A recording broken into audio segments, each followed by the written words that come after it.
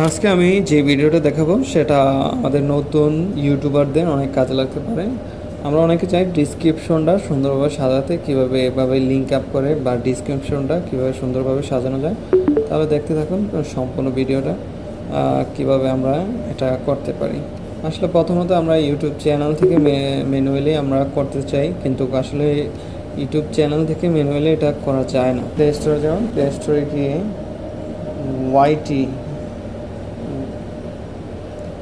YT studio নামে একটা software আছে, যেটা আমার নামানো আছে, তাই আমি আর নামানো না।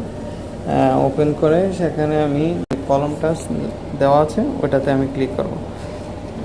ক্লিক করে ডিসক্রিপশন লেখা আছে, ডিসক্রিপশন অপশনে ক্লিক করে